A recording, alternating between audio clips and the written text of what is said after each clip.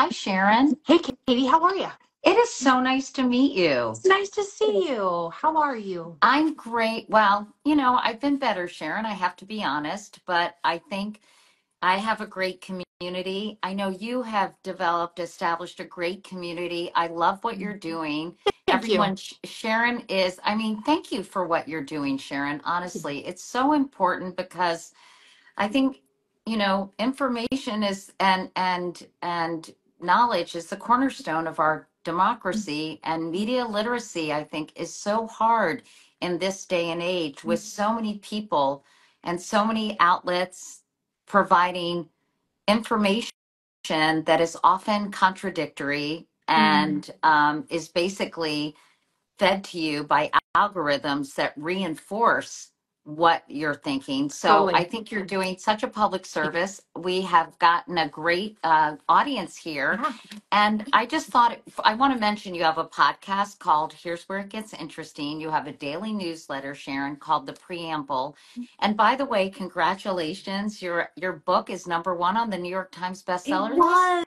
Thank you so much. And I know you ran an excerpt of it, and I really appreciate it. Of Thanks for course, doing that. it's called The Small and the Mighty. It highlights the story of 12 unsung American heroes who helped change the course of history. And I'm just gonna, no offense, you guys, I love you all, but we're gonna take the comments off. If you have any questions for Sharon, we already collected some from my audience. So I'm just gonna turn that off so we don't have comments scrolling over your face. But I thought you would be a really helpful person to talk to because I think a lot of people are confused. We're certainly not talking to each other. It feels as if we're living in parallel Mhm, universes right now in mhm. many ways. We see things and process and interpret them all very differently depending on your political orientation or set of beliefs. So I'm curious what you're hearing from your followers and what they had to say after the election results on Tuesday night into the early morning hours of Wednesday. It's probably very similar to what you're hearing, Katie, in that there's one group that is super excited and feeling really hopeful and energized about this very clear mandate for Trump to move forward with his policy agenda, to move forward with his vision of the future. So if that is that's you in this camp, you're feeling great right now. The other large camp of Americans feels a sense of impending doom. That's really the best way to describe it, is a sense of impending doom, of like, I don't even know what to do from here. Because if you think about this, if you are a Harris voter, a key point of Harris's messaging was democracy is at stake, right? That was a key point of Harris's messaging. And so, if that is something that aligned with your viewpoints and you were a Harris voter, it is a very logical conclusion to draw that because Harris did not win, democracy is thus at stake. And so that's where that sort of sense of impending doom comes from. It's also people who were never Trump supporters to begin with, people who feel like I just can't do this for 4 more years.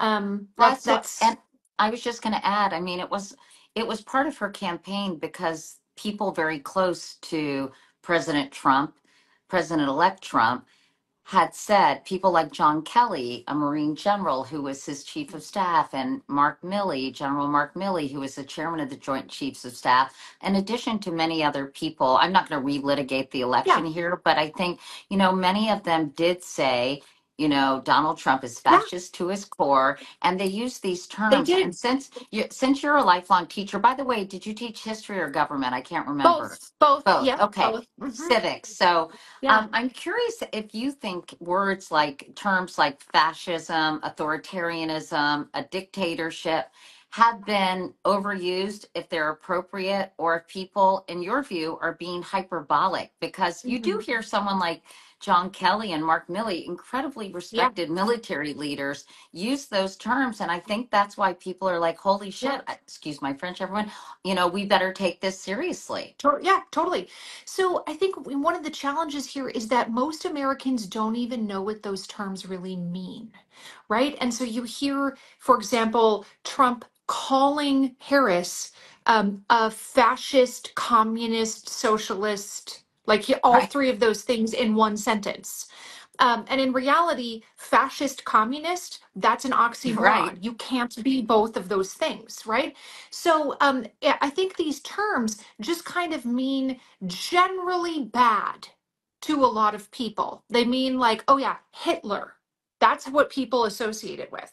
So I think that's part of the problem here is that when people like Mark Milley, who again, you pointed out, these are highly respected, lifelong military generals who swear an oath of allegiance to the Constitution, right? Not to any political party, not to any specific individual.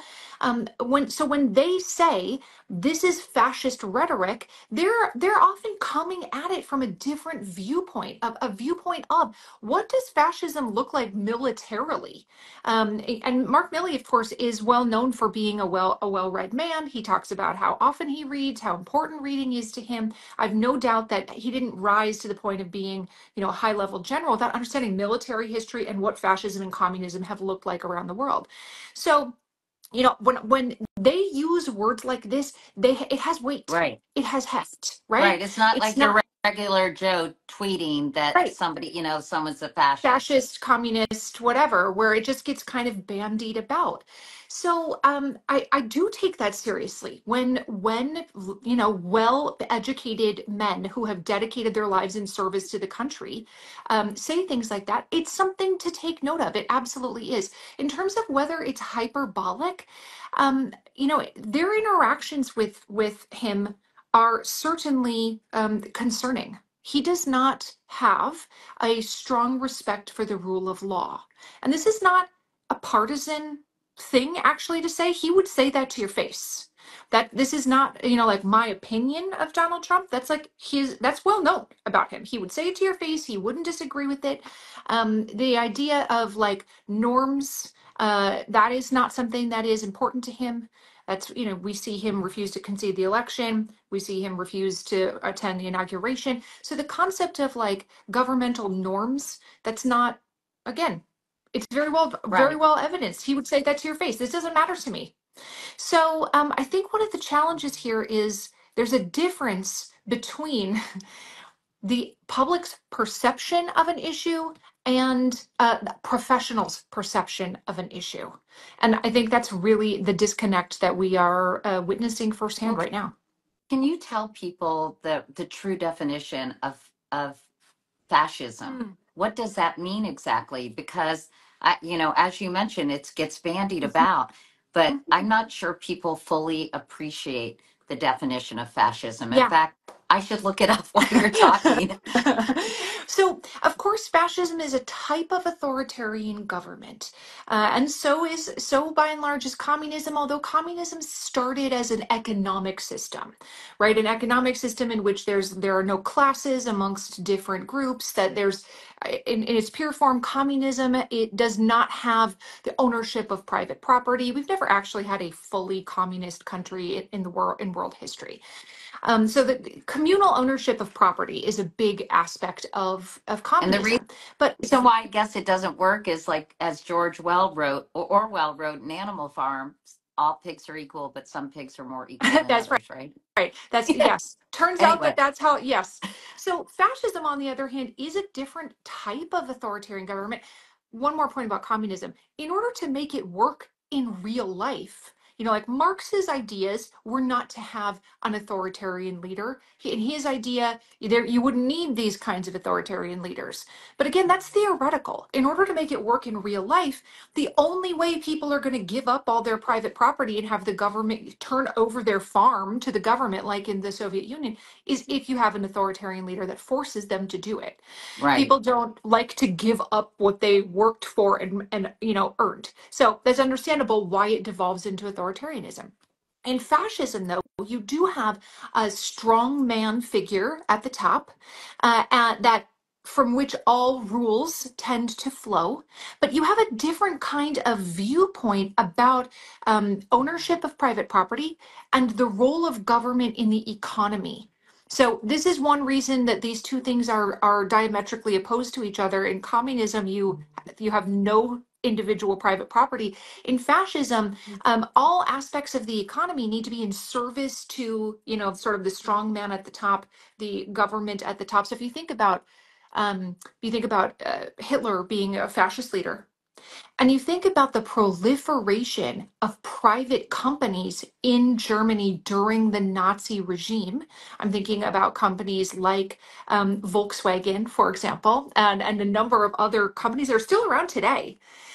Those companies existed with the permission and in service of this fascist regime, and the leader at the top doesn't necessarily control like the means of production, but does have a lot of say in how who gets to succeed and who doesn't in an economy. Hmm. So I could continue to belabor this point, but the bottom line is fascism is an authoritarian style of government that also uses capitalism, whereas So, communism does not. so given what you've heard on the campaign trail, I mean, and this, I don't mean to put you on the spot, but would you say that Donald Trump is a fascist or has fascist tendencies? He absolutely has those tendencies. He would tell you that himself. This is not even just my opinion, like personal opinion. He says that he wants to be a dictator on day one, right? So that's not even something that people try to hide. Why, why But do he you think also so many voters, Sharon, were okay with that? it's a great question, and the bottom line is economics. That's It's the so bottom line. interesting. I'm so glad you said that because I was rereading, not rereading. I was reading because my daughter sent it to me because she's a real history nerd like you. And I mean Mhm. that as a compliment. Yeah, She was reading a speech by FDR, written in the 30s. It wasn't one of his fireside chats, but it was a speech, and he was talking about authoritarianism kind of spreading across Europe, right? mhm. And talking about how you have to protect the people of a country economically, That's right. uh, or they may fall victim to sort of this strongman Yes. mentality. Yes. I completely agree with that. I've been saying the exact same thing for years that um, economic unrest is often the root cause of political unrest. When the people of a nation are flourishing economically, you rarely see political unrest follow. Sometimes there is a struggle amongst a certain group, working for rights within that larger economic ecosystem, like you see, civil unrest during the civil rights movement, certainly. But we're talking about widespread political civil unrest. Always follows economic unrest. When people believe, or when they're really experiencing economic hardship, they desperately want a fix for that. And so the idea that like things are bad, I can make them better is a message that really resonates with people. And I do think in sort of conducting a postmortem of this election, that is in one way that the Democrats failed to gain traction. Things are bad, I can make them better. Really speaks to people's subconscious. It really speaks to the heart of the matter. That, you think about a hierarchy of needs. I can't care about principles of democracy if I can't put food on the table. The bottom line is I need a place to live, a place to eat, a place to, raise my kids. And that economic piece, even though, Katie, you can point out all of the ways in which the economy is doing well, right? We have historically low, in many instances, unemployment rates. Right. We have growing GDP. Consumer confidence is very good. Like we've seen prices in terms of inflation. Inflation rates reduce, come down over the last year. They've dropped pretty significantly.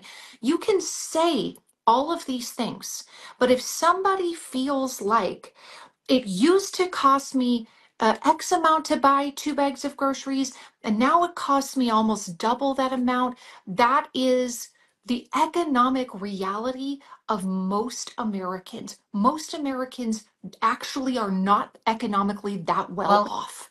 you And know, that, I keep thinking of that, this statistic, Sharon, that, you have these hugely like billionaire class.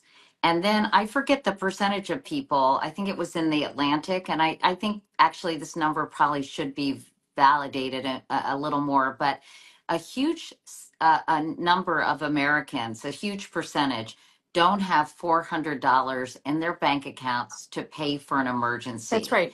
and are living in fact paycheck to That's paycheck. right. And so I think that, I once tried to talk about income inequality, which I think foments a lot of class resentment and anger, understandably. Yeah. And that has fueled a lot of this, and it's actually fueled a lot of this the economy and immigration issues. This is a global phenomenon right now, right? Mhm, mhm.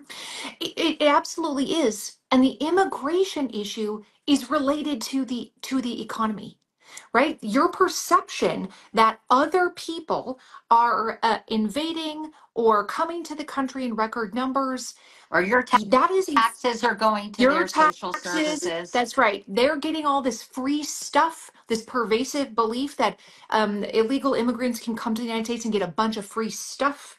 They can get a free house. I've heard people say they can get, take your social security. These are people's deep-seated fears. Economic insecurity is the government is complex. It's a complex on purpose. These programs are complex. The tax code is whatever, 500 volumes. These are difficult topics to get your arms around. And so when somebody says, I know why you're struggling, and it is illegal Hmm. immigrants. I know why you're struggling and it's the economy and I can fix it. That message really resonates. It truly does.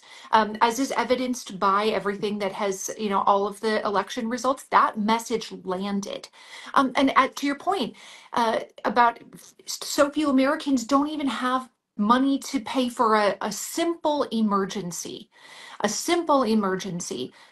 It's difficult to overstate what the economic pain of that is for people. Because when you look at like how people who are in extreme poverty vote, people who are in sort of like lower middle class by most standards, middle class, this group that is really feeling the hit, the sort of lower middle class to middle class group, this group overwhelmingly voted red in this election. The better off you were economically, the more likely you were to vote blue in this election. And that speaks to this point that the Republican agenda used to appeal to the rich, Right. right? Like you voted Republican Well, you because, so and had so. Rockefeller That's Republicans, right. country club Republicans, Yes. right? Yes. Tax policies that benefit the Reagan Republicans, right? Tax policies, trickle down economics that Well, benefit the that's rich. been disputed even by David Oh, Stockman, right? it has. It has. It's just a pervasive belief, right? Right. That like you cut taxes and they make jobs. That has not actually borne out in facts, but that's the belief system. Cut taxes and they make jobs. Um, so that's a shift that we've seen in the last couple of decades. That the better off you are economically, the more likely you are to vote Democrat. That's what happened if you make over like $100,000. You're far more likely to vote Democrat in this election. I'm just curious, did you hear anything during the campaign, Sharon, that made you believe that a Trump administration would make it better for middle class people who were struggling with, prices at the grocery store and the gas station and housing, et cetera? Mm. The thing that I think really resonates with people is about the immigration piece. That they believe that immigrants are taking their jobs. But I And mean, I mean something actually credible. I'm saying nothing that involves scare mm, tactics, And by the way, I think it is a fair argument, and correct me if I'm wrong, that an influx of immigrants often do require additional social Yeah, services, they right? I do. mean, They that's can true. put a strain on a community. They absolutely can put a strain on a community. But And that but other than that, did you hear anything concrete coming from candidate Trump that he would, policy wise, that he was really going to help the middle class? My mom used to say the president doesn't make the economy makes the president, and they only have so much control over what is happening economically. But again, we don't have to turn this into I'm not very smart on the economy, but I'm curious if you heard anything where you thought, that is really going to help middle class mm, families. Or mm, was it just the general sentiment that we see you, you're getting screwed, and we're going to help you? mm. I think it's the second one. And I think one of the idea of like this general sentiment of I can fix it. People actually don't really care about policies as much as they like to say they do.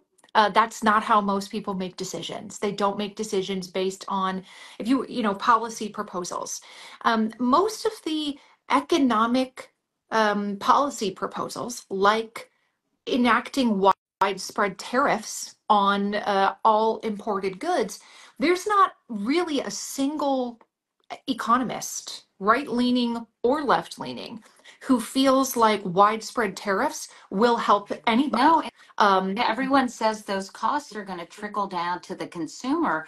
And PS, and again, I'm not an expert, everyone, on this. This is just stuff that I'm hearing in the ether.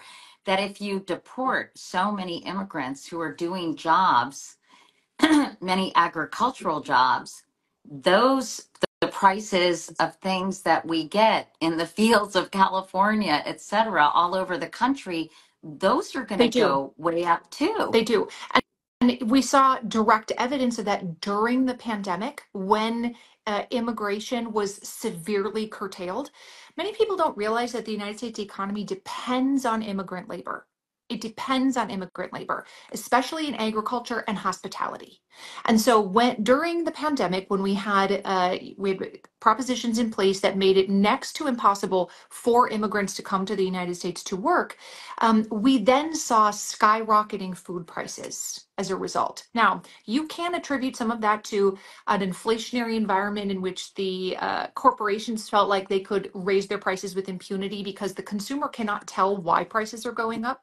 They Right. don't know what the reason for the price hike is. But we did see a significant increase in food costs, which have not come down as much as inflation overall has.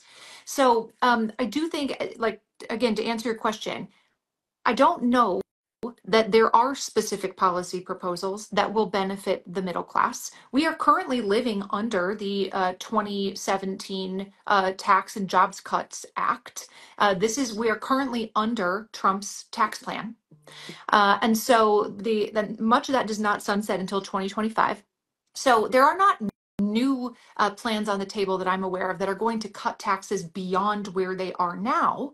And if there do come those kinds of proposals, of course, tax cuts are very popular with people. Most people would not say, I want to pay more in taxes. The problem with that is that it requires a corresponding large reduction in spending. Otherwise, you have this massive increase in the deficit, which has a negative impact on the economy. Right. And the deficit is how many trillions of dollars right now? I was talking about this with my husband. I mean, the deficit is huge. Mhm. And you do all these programs, the deficit grows. But anyway, I wanted to ask you about guardrails, Sharon, because if Donald Trump, well, he is going to be president, the Senate is going to be controlled by Republicans. The House looks like increasingly It it is. could be controlled by Republicans. I don't know if it's been called It yet, hasn't, but but it looks that way. so you have all branches of government, and you have the Supreme Court, which we know how they've been behaving on certain issues. What guardrails exist under that scenario to keep the government in check? Mm. It's a very legitimate question that I know is at the top of a lot of people in my community's mind. I've been getting DM'd this exact question hundreds of times a day. What are the checks and balances? Like, I need to know what they are. And one of the challenges here, in addition to everything you just mentioned, are two recent Supreme Court decisions. One that gave presidents, by and large, a huge amount of immunity. And the extra challenge with that is that in order to determine what constitutes an official act versus an unofficial act, Right. you need to go to court. You need to go to court, and a judge has to determine what an official act and what an unofficial act is. We also have a longstanding policy of not taking presidents to court because it's disruptive to national security and it's disruptive to the country. So any amount of, oh, that's, you can't do that, that would have to come in a post-mortem sort of post-presidency court hearing. It's not going to come during the presidency. So that's one additional layer of concern.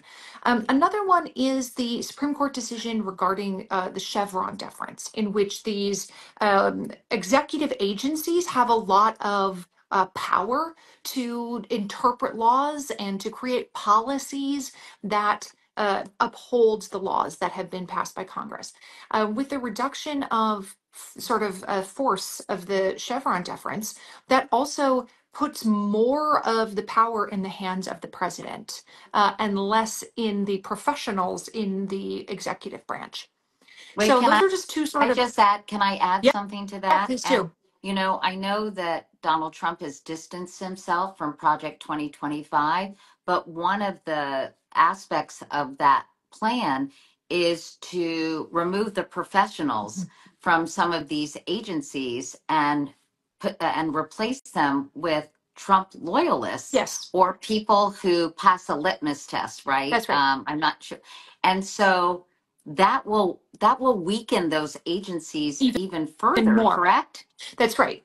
Well, whether or not he will actually have whether or not he will actually have the capability of reclassifying those civil servants to being like Schedule F employees that are at will employees that he can fire and hire will depend a little bit on what happens in Congress, right? But that is absolutely his goal because that's what he tried to issue an executive order when he was president before. So we know that that's an idea that he aligns with. That's not, again, not conjecture. He does align with that idea. There have been a number of Trump loyalists tweeting over the last 24 hours, things that putting up on Twitter, things that have said something to the effect of, now that the election is over, we can tell you that Project 2025 was the plan all along. And then people like Steve Bannon, like retweeting these things. These are people who are very close to the president. So again, I want to be clear, Trump himself has not directly tweeted those things, but people who are in his inner circle have. So I've written pretty extensively about Project 2025 and its plans to sort of radically reshape the federal government. It is a pretty radical plan. It's a radical plan to reshape the federal government. And Trump has said, I haven't read it. I don't know what's in it. I'm not going to read it. That's what he said. But nevertheless, many of his Agenda 47 items that are on his website are very, very similar to some of the policy proposals inside of Project 2025. So we know at least there is alignment on some of the ideas. Also, something like 70-ish% of the people who worked on Project 2025 served in the previous Trump administration and are likely to serve in his administration again. So I was starting to feel better and now I'm feeling worse, Sharon, but that's okay. I'm like, my stomach is in knots when I hear this, but I really appreciate you helping us understand it. I wanted to ask you about the abortion because many people were motivated to vote and there were all kinds of yeah, referendum. What's a plural of it's I think referenda, it's right? referenda. Yeah. Although who says that? Who says that? Nobody. But anyway, I guess there's concern that there's going to be a national abortion ban. Now, JD Vance has called it national standards or whatever for abortion. We don't know whether that means a 6-week abortion ban, a 15-week abortion ban, if they're going to move forward with that or not. It's kind of scary if Congress is totally Republican, the possibility of that. If that happens, that overrides anything that the states have done. Am I right on that? Yeah, it does. It does because the federal government is supreme over the state governments. Yes. Right. So do I think it is likely to happen, like a national abortion ban is likely to happen in the near term? No. And one of the reasons for that is the filibuster in the Senate. It does not, the idea that in order to bring a bill to the Senate floor, you need 60 members to Hmm. vote. But they want to To kill the filibuster, don't they? They'll try to get rid of it. Well, some of them do, but there are a couple of people like Susan Collins, Lisa Murkowski in the Senate who are Republicans, but who are also pro-choice, who I don't believe, and again, I can't predict the future, but I don't believe that they would like to go along with having a hand in that. They're openly pro-choice. So is it possible that they could use a nuclear option to try to force it? It is possible. Whether or not Donald Trump would be interested in signing it, I don't know the answer to that question. Right. The best bet that people who are advocates of a national abortion ban have is flipping more seats in the Senate in 2026. That's likely their best bet is building up a larger Republican majority in the Senate so that they can overcome that sort of threshold or overcome that hurdle. So a national abortion ban is certainly the goal of some people. It's certainly not the goal of every Republican, but it is the goal of some.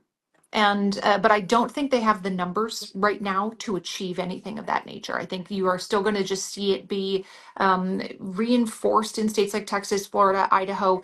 The idea that it should be banned in some states, that's going to continue to spread. If you all are just joining me, because Instagram Live, they come and go. I'm talking to Sharon McMahon, who is a best-selling New York Times author. She's also a lifelong teacher, and she has been really helping people understand the U.S. government, the electoral process, and she's at Sharon said say so, Sharon says right? so. Yeah. Sharon says so, even though Mhm. if I'm reading it, it would be says oh. But anyway, that's There's two S's, Katie. Sharon says so. oh, there's There's two two S's. No wonder. S's. No wonder they put Sharon say so on mine, and Mhm. I'm going to yell at my team. I'm That's kidding. I okay. love my team. That's I love okay. my team. And she's got a podcast called Here's Where It Gets Interesting and a newsletter called The Preamble. Please sign up for her newsletter. And while you're at it, sign up for mine Hmm. too, everybody. Wake up Hmm. call by going to katiecouric.com. We got a lot of questions. I just want to hit a couple of Yeah. them because I don't want to take too much of your time. But I'm interested in this because I haven't heard about this. Someone is saying a lot of people are talking about the King's Act. What is it and can it be passed? I don't know what they're talking about, I don't Sharon. know Do what that you? means. The King's Okay. Act? I don't know what Yeah, that I don't is. know. I'll do some research, We'll have to come everybody, back to on you on that. that. Okay. Someone else asked, and this is interesting, and this really is more like for a political pundit, but what was the key factor in so many white women voting for Trump? This person says, I don't get it. One thing that I found interesting, and I feel like an idiot that I didn't know this, Sharon, that most white women in this country are Republicans. Why Yes. Yeah. didn't I know that? I I I don't know. I don't know. But yes, Because I didn't take your class, Sharon. Trump did better with white women than even anticipated. Yes, he did. And the idea that yeah, white women support Republican candidates, that's by and large that's pretty well established, especially suburban white women. Yeah. Yeah. But I think a lot of people in the Harris campaign and Harris supporters thought that they would be Yeah. moved by the Dobbs decision and the overturning of Roe v. Wade. But it turned out it wasn't as critical a decision for some people as I think as people suspected it might be. I agree with that. I agree that the very hard lean into abortion messaging for the Democrats did not flip as many female voters as they hoped it would. And I do think that the Trump campaign was successful in painting themselves as protectors of women's rights, not on the abortion issue, but when it comes to transgender issues. That you've seen some people say that's more important to them because in some ways they don't some people don't feel like abortion applies to them. Right. I'm a married woman. I don't need that. That's not an issue that applies to me. But I do have a daughter in high school hockey, or whatever it is, that I Well, think a is daughter in important high to school protect. hockey who could get pregnant or something serious could happen to her and she wouldn't have the right. I don't know. Don't get me started on this year. I have very Right. strong feelings about reproductive rights in America, but that's just me, everyone. I'm sorry. Yeah, I totally hear where you're coming from, but I do think there is this idea that, like, if my daughter gets pregnant, then we don't believe in abortion. Yeah, That's against my family values. or it's okay if it's okay if the states decide. And if someone in Arkansas and Alabama has to go out of state, That, oh, well, that's fine. I don't know. Anyway, that really Mhm. bothers me. And it bothers me that people can't see beyond their own circumstances. I'm sorry to be a little political here and can't like cast their vote for the greater good in certain instances, but that's me. Okay, someone asked, what can we do to support our scared immigrant and LGBTQ friends and family members right now? I do think there is a lot of fear in those communities, Sharon. I mean, Mhm. you're a history teacher, not a therapist, but I'm curious what you would say to those folks. Yeah, yeah, it's a great question. I'm hearing the same thing. Stephen Miller was on TV last night saying they're going to begin deportations on day one. Stephen Miller being one of Trump's Yeah. closest allies. So the deportation issue is a very real concern for some people, especially people who were brought here as children. Like this sort of dreamers. Like, I came here as a child. I've been here for 30 years, and they have no legal path to citizenship. By and large, it's a huge concern. I would say that one of the best things that people can do if the immigration issue is something that they're concerned about is join an organization that advocates for immigration reform. There's not one person who knows anything about the immigration system who thinks it's working well. It Right. doesn't matter if you support Trump's vision or Harris's vision of the immigration system. Nobody thinks this is working well. It can take 5 to 10 years to get an initial asylum hearing. It's That's not even an terrible. exaggeration. That's insane. Our system is very broken, and it is legal to come to the United States seeking asylum. That, in fact, is the process to seek asylum. By and large, you have to be in the United States. But what are you meant to do during those 5 to 10 years of waiting for an initial asylum hearing? And it also takes forever to get a work permit, right? To Yes, try it to, does.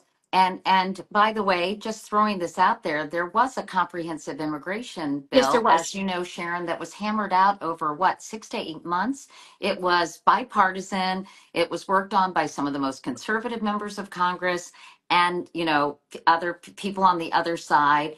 It was extremely comprehensive. I don't know all the details, but Congress didn't vote on it because Donald Trump urged Republicans to not vote on it because it would decrease his ability to use it as an election issue, which really is very cynical and craven in my view. Mm.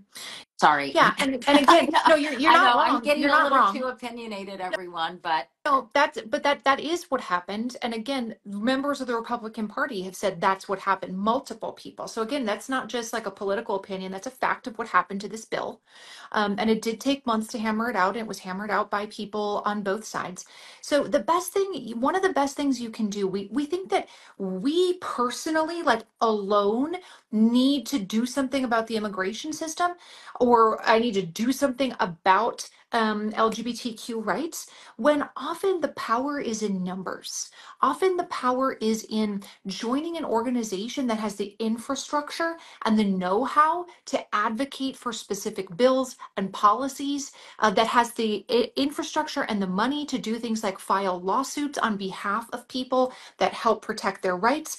So it's the Supporting organizations. like the ACLU, the Human Rights Campaign, GLAD, for if you're worried about your gay, your friends or people in the LGBTQ community.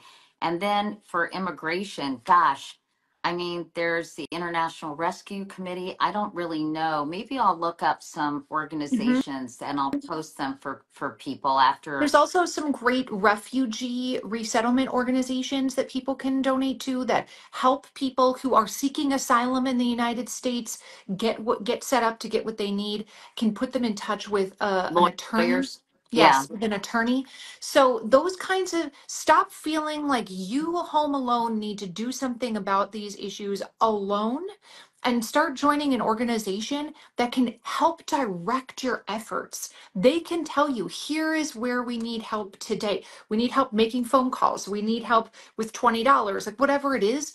That can feel far more empowering than just like, well, I wrote some letters. I wanted to ask you just two more questions. You're so great. I love talking Yeah, to you.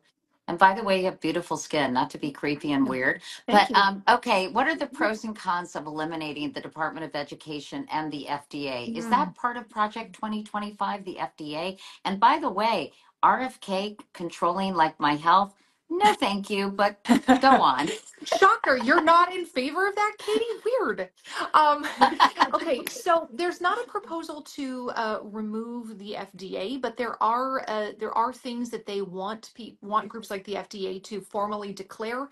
Things like there are only two genders, and then they want the policies of the FDA to fall in line with these sort of broad strokes. So there's not a proposal to say scratch off the FDA. But there is a very clear proposal to completely eliminate the Department of Education. That has been, and Trump has said over and over that he wants Right. to do that. So that's very What well would the documented. ramifications of that be, Sharon? Yeah, this this is part of what is perplexing to me, Katie, because nobody is actually saying what it is that the Department of Education is doing that they want them to stop doing. They actually have a very small number of jobs. They administer the federal student loan program. They protect the civil rights of students, things like the IDEA, Individuals with Disabilities in Education Act. So they protect the civil rights of students, and they administer some federal funds for things like Title I, which give money to low income schools. Those are the three primary jobs of the Department of Education: fund administration, civil rights protection, and student loans. I have not, aside from wanting to reform the student loan program, which most people think it does need reform, I have not seen anybody say, like, boy, forget student civil rights. We don't want that. Forget special education funding. We don't want that. I have not, I still don't understand what the beef Yeah, is I with was going to say, what is the beef with the actual jobs that the Department of Education performs. I think what it is this general distrust of schools and of teachers. I think that is what is at the heart of it. But there's also this sort of misunderstanding of what the federal Department of Education actually does. It has almost no role in what is happening in your local school district. Almost none, other than administering these funds and making sure that kids with special needs get the services that they are entitled to. The federal government does not set curriculum. They don't set things like teacher salaries. They don't. The overwhelming majority of issues related to education are decided on the state and local level. So I I think don't it's know. part of an effort to demonize the federal government, to be honest with Mm. you, and to kind of trash this giant bureaucracy that's inefficient. And I think maybe in some ways it can be inefficient, Sure. but it's sort of like, I think it fed into the narrative of let's just blow everything up. you Mhm. know, and Sure.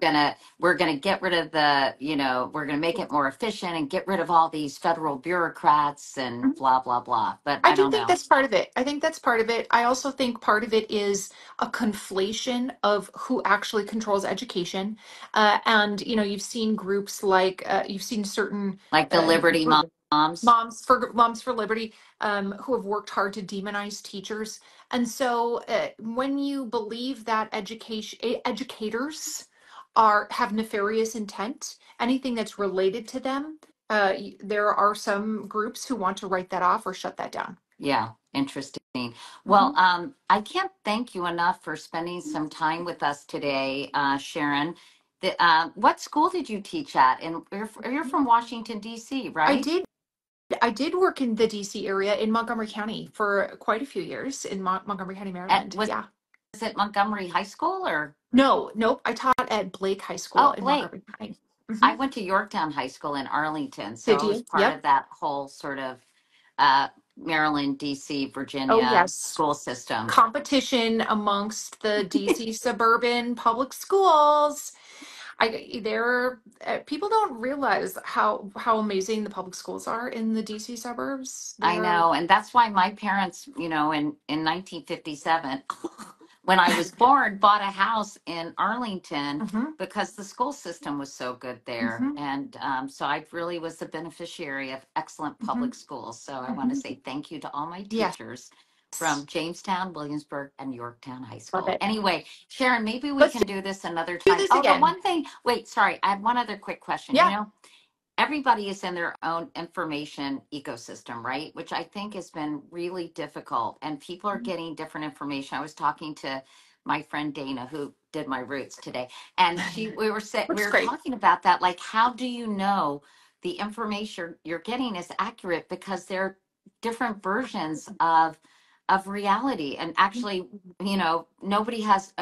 nobody agrees on a basic set of Yeah. facts. So, what are we going to do about that? And how can we mitigate that? And should there be more media literacy taught in schools, or should there be a good housekeeping seal of approval when something is actually factual? Mm, I don't know what to do about this. mm. It's a very big problem. It absolutely is. And I do think we need better media literacy because there's a lot of people out here just reposting random stuff that they just like the way it sounds. And so they're like, repost because I like it. So I absolutely do think that media literacy plays a huge part of this. I would make one suggestion that everybody can do, like starting today, which is use a website like adfontes.com. Are you familiar with I'm them? not. How Okay, do you spell it? it's ADFONTES.com. Ad Fontes is Latin for to the source. And this is a completely nonpartisan organization that rates media outlets for two things: bias, but also reliability. And as a longtime member of the media, you can say things that are factually correct, but say it with, a fair amount of opinion sort of thrown in, Mhm. right? Like you might have a bias, but it doesn't mean what you're saying is a lie. People have conflated the word bias with lie. That if it's biased, if I say kids shouldn't be shot in schools, and there are, X number of school shootings every year, the fact that my opinion is that it should be really hard to shoot kids in schools doesn't mean that the statistic that I cited is a lie, right? But a lot of people think that that's what that means. They also conflate truth with bias. Yes. you like if you're reporting something factually, they think you're biased because the other information they're getting is contradicting that, Mhm. or they're getting, different sources. So if I say, for example, or you say, Trump yes, he's a fascist. He said he's going to be a dictator on day one. And some of these things that he wants to do fall under the umbrella of fascism, people will That's say you're just biased. biased. That's biased. That you're 100% correct. They don't like the facts as they exist. And so consequently, the easiest way to dismiss the facts as they exist is to discredit the messenger. by saying that the messenger is biased. But a website like Ad Fontes, they have a media literacy chart. They rate thousands of media organizations. And what they do is they have a team of people whose political ideologies are left, right, and center. And this team, it's like 30 plus people, work in cohort to rate news outlets, not just for bias, but also for reliability. How factual is this news source? And so you can see Sort of on this sort of, overall. yes, you can see on this sort of chart where people fall, in the left right spectrum, and also where they fall on this axis of how reliably is this outlet reporting facts versus how much of this is just gobbledygook, right? Yeah, Some of it is. So organizations like that, I think, do have a tremendous amount of value because there are thousands of places to get information from these days, and not everybody has the time or wherewithal to sort it all out. So it's adfontes.com. It's like a media bias chart. You can follow them on Instagram and get an idea of, all of their the types of things that they post.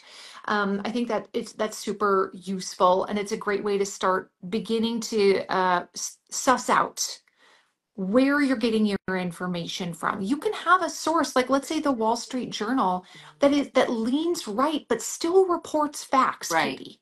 Right? Well, I think And also, I think we saw this when we were the controversy over yeah, editorial boards endorsing candidates. I think people, and it's understandable, and I think you have to be kind of old school to know that the news reporters are different than the editorial editorial writers. board. Hmm. Yeah, Yeah. and so Yes. there's a division there, and that's why I think people were sort of, well, newspapers shouldn't endorse, but it's less the news reporters, it's the editorial Hmm. board that together is making an assessment Hmm. of the fitness of the candidates and kind of expressing their opinion. It's not for the whole news, the Yeah. staff of the whole newspaper, I but think that's poorly understood today. I yeah, do. That's I think poorly so too. understood. And one thing I think I would recommend to consumers, consider the source. Not only, if you're getting information, and who has time for this, but I see who is the source, where is it coming from?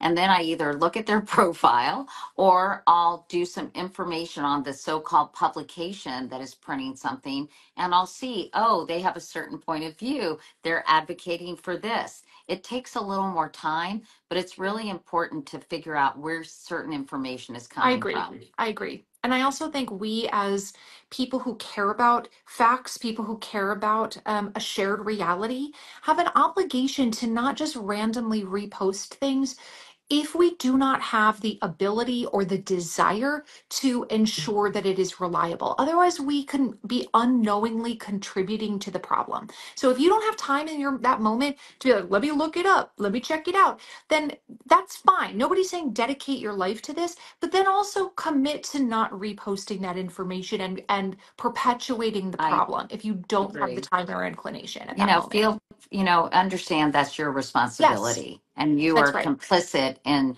the disinformation crisis if you don't do that thoughtfully. Okay, Sharon, this was This so was great. fun. And Let's do it again. yeah, let's do it again. And so great meeting you. And Yes. thanks for everything. And Thanks, thanks for Katie. watching, Thanks everyone. for Okay, everything bye. you do, Katie. Bye. Okay, bye.